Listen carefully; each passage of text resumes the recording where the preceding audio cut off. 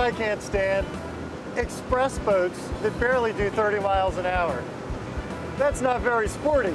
It's also not a problem on the Beneteau Gran Turismo 35 I'm running today. In fact, I'm doing 30 right now, and look what happens when I lay down the throttle. Oh yeah! Top end's at 40 miles an hour, and 30 miles an hour is a reasonable cruising speed. But what's really intriguing about the way this boat performs is hidden from the eye. Gran Turismo 35 runs on Beneteau's air step hull. As the boat moves forward, air is pulled through these hull side vents. It's ducted through the hull and directed underneath the transom to reduce drag and enhance performance. I wouldn't call the end result radical, but it definitely makes a difference. And consider that 40 mile an hour top end for just a moment. This boat gets there with 600 horsepower. They come from a pair of Volvo Penta 5.7 liters. Now, I've tested boats in the same class that employed 8.2 liter engines and another 150 horses to get exactly the same results. The air step hull has sporty handling too. I really don't see a downside to this particular design trait. But hold on for just 1 second. Design features like that can really add to construction complexity and raise cost. But I think you'll be surprised at just what this boat starts for. Justin, what's the bottom line price on this boat? This boat's base price is $299,000 with joystick. $299, wow. Yes.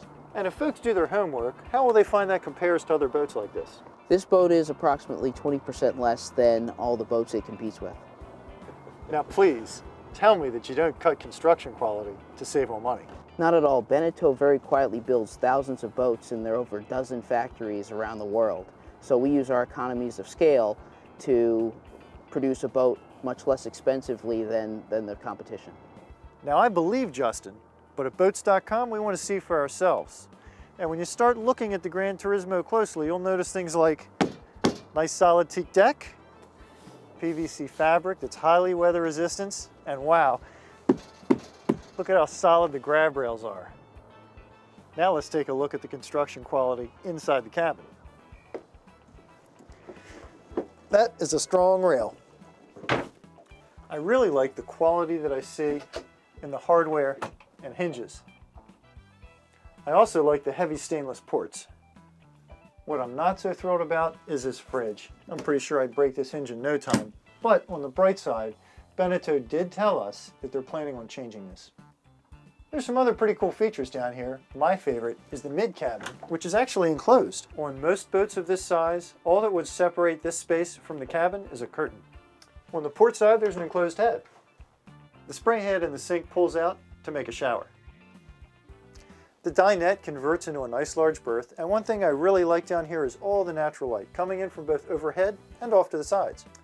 I did notice a fair amount of water noise down here in the cabin as we ran the boat through the seas. Now, this is probably just due to the bow thruster tunnel, and it's not really a big deal, but it is something you should be aware of.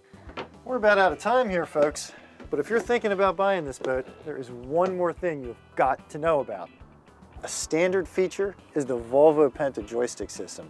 And let me tell you, it makes it a breeze to handle this boat in close quarters. But hey, don't take it from me. Get on a Gran Turismo 35 yourself and feel it firsthand.